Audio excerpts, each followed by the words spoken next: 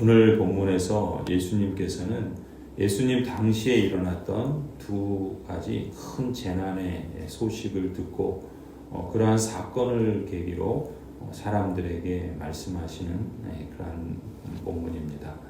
예수님 당시에 로마의 총독으로 빌라도가 이 유대 지역을 식민 지배를 하고 있었습니다. 그때 이 빌라도가 그 지역 가운데 하나인 갈릴리 사람들을 피로 학살하는 그러한 잔인한 일들이 벌어졌죠. 빌라도가 학살한 사람들의 피를 심지어 성전에서 그들이 바치려던 희생제물에 섞었다는 그러한 소문도 퍼졌습니다. 그러한 사실을 이제 몇몇 사람들이 예수님께 일러드린 것입니다. 아마 이런 이야기를 전해준 사람들은 예수님께서 빌라도에 대해서 뭔가 심판하는 그런 말을 들을 것이라고 기대한 것으로 보입니다. 어쩌면 학살당했던 그 피를 흘려 죽은 사람들, 재난을 당한 사람들, 그 갈릴리 사람들이 무슨 그럴 만한 죄를 지었기 때문에 그런 끔찍한 일을 당했으리라 이런 생각을 하고 또 그런 답변을 기대했는지도 모르겠습니다. 그런데 예수님의 대답은 그들이 기대한 것과는 완전 딴판이었습니다. 2절에 예수님께서 대답을 하시죠. 이 갈릴리 사람들이 이런 변을 당했다고 해서 다른 모든 갈릴리 사람보다 더 큰 죄인이라고 생각하느냐? 그렇지 않다. 내가 너희에게 말한다. 너희도 회개하지 않으면 모두 그렇게 망할 것이다. 그리고 또 다른 사건에 대해서도 말씀합니다.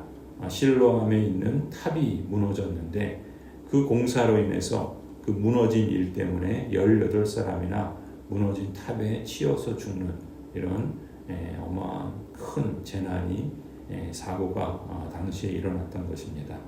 예수님께서 또 이 사건을 언급하시면서 사람들에게 물으면서 말씀하시죠. 실로암에 있는 탑이 무너져서 치여 죽은 18사람은 예루살렘에 사는 다른 모든 사람보다 더 많이 죄를 지었기 때문에 이런 변고를 당했다 생각하느냐? 그렇지 않다. 내가 너희에게 말한다. 너희도 회개하지 않으면 모두 그렇게 망할 것이다. 빌라도에게 학살당한 그러한 갈릴리 사람이나 또 실로암의 탑이 무너져서 재난으로 사고로 죽은 예루살렘 사람이나 예수님께서 보실 땐 모두가 다 하나님께 가엾고 또 불쌍한 마음 아픈 그러한 사람들이었습니다. 하나님의 마음에 주고받당한 그런 사람은 없습니다. 반대로 하나님 앞에서 회개할 필요가 없는 사람도 한 사람도 없습니다. 모든 인생의 마지막은 오늘 본문의 죽음을 맞이한 사람들과 별반 다르지 않을 것입니다. 모두가 이미 멸망의 일을 죄인들이기 때문에 그렇습니다. 하지만 회개한 사람은 새 생명을 얻을 것이라 말씀합니다. 예수 그리스도께서는 멸망시키러 오신 것이 아니라 온 인류를 이 멸망으로부터 건져내시고 불쌍하고 가련한 인생을 구원하러 오셨다라는 것이죠. 그러나 그것 역시도 회개하지 않으면 모두 망할 것이다 라는 것을 예수님께서 촉구하십니다. 그리고 이어지는 말씀에서 포도원 주인이 기다리고 또 기다리는 것처럼 하나님께서는 다음에 열매를 맺을 수 있도록 회개할 것을 기다리고 기다려 주신다는 것입니다. 물론 심판은 하나님의 정하신 뜻입니다. 하지만 사람들이 회개하여서 심판에 이르지 않고 구원을 얻을 수 있도록 하나님께서 그 심판을 유예하시고 한 해를 더 기다리시며 오랫동안 기다리고 계신 것이죠. 이것이 하나님의 뜻이요. 사람들이 회개하여 심판에 이르지 않고 구원을 얻는 것도 하나님이 바라시는 뜻이다라는 것을 말씀합니다. 그래서 예수님께서 이런 포도원 지기를 통해서 말씀하시죠. 주인님 올해만 그냥 두십시오. 다음 철에 열매를 맺을지도 모릅니다. 그때 가서도 열매를 맺지 못하면 그때 찍어버리십시오. 예수님께서는 이 말씀들을 통해서 회개의 중요성에 대해서 강조하시고 또한 회개하는 사람들에게 하나님의 나라가 주어질 것을 말씀하시면서 비유로 말씀을 하십니다. 하나님 나라를 무엇에다가 비길까? 예수님께서는 겨자씨와 누룩의 예를 들어서 하나님 나라의 특징을 말씀해 주시죠. 그렇다면 하나님 나라가 겨자씨와 같다라는 말씀은 무슨 의미일까요? 여러분 겨자씨를 보신 적이 있으신가요? 겨자씨는 아주 작은 씨 중에서도 아주 작은 그러한 씨라고 하지요. 얼마나 작은지 땅 위에 모든 씨보다 작다라고 할 만큼 작습니다. 우리는 우리 문화에선 작다 하면 보통 콩알만하다 이렇게 말하지만 이 유대인들은 겨자씨만하다 이런 표현을 쓴답니다. 겨자씨는 우리 콩알보다 더 작아요. 거의 1mm 정도밖에 안 되는 그야말로 아주 작은 그런 씨입니다. 사람들은 대개 큰 것을 선호하지요. 작은 것을 별로 좋아하지 않습니다. 작다는 것은 뭔가 부족하고 모자라고 또 결핍이 있다라는 그런 느낌을 주기 때문에 그런 것 같습니다. 그래서 작은 다리를 만들어도 작은 다리라 그러지 않고 무슨 대교 이러죠. 작은 길도 대로라고 부릅니다. 돈도 많은 게 좋고 직장도 대기업을 선호하고 그래서 교회도 큰 교회를 찾고 큰 교회를 세우기를 발망하지요. 그래야 내가 크다고 생각하기 때문일까요? 큰 교회를 다니면 큰 사람이라고 생각하는 것 같습니다. 큰 교회를 세우면 큰 종, 능력의 종이라고 생각을 합니다.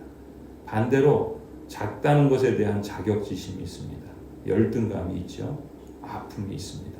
그래서 더 큰 것을 갈망하는지도 모르겠습니다.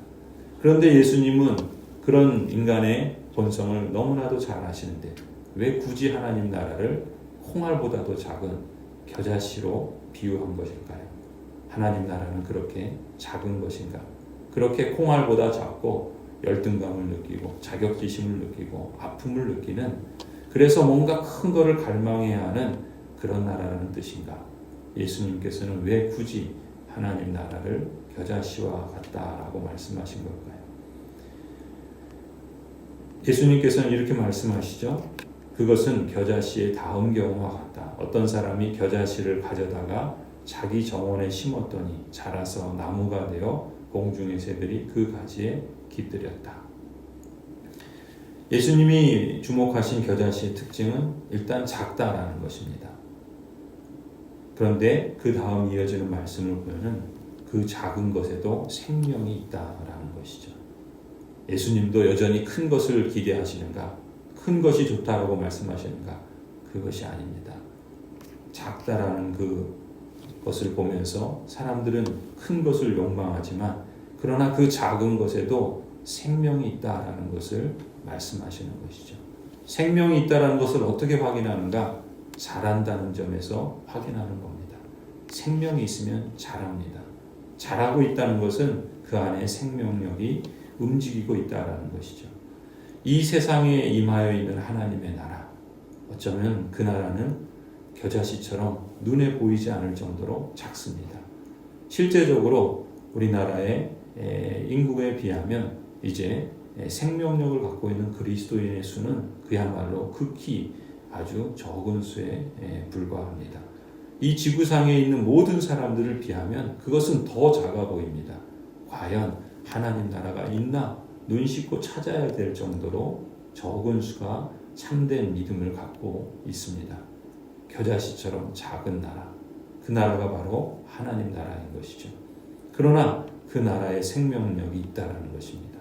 그리고 그 나라는 자라고 있다는 것이죠. 겨자씨가 자라면 보통 이스라엘 가면은 겨자씨 나무가 겨자나무가 많이 있습니다. 우리가 생각하는 겨자나무와는 좀 다른 것 같은데 이 겨자씨는 보통 자라면 한 2, 3m 정도 자란다고 합니다. 사실 나무치고 2, 3m 정도 자라면 사실 그것도 크다고 할 수 없죠. 그러나 채소밭에 심은 나무 중에서 이 겨자씨 나무는 가장 크다라고 말씀합니다. 콩알보다 적은 겨자씨가 자라서 그 가지에 새들이 깃들 정도로 2, 3m의 나무를 이룬다는 것, 그것은 생명력이 있고 생명력은 이처럼 자라서 새들이 깃들일 정도로 그러한 모습으로 변모된다라는 것을 예수님께서 하나님 나라의 특징으로 소개하는 것이죠. 이 유대인들은 나무에 새와 짐승이 깃들이는 것을 열방이 그 영향력 아래에 들어오는 것으로 이해를 합니다. 그것을 예수님께서 아시고 이렇게 표현한 것이죠.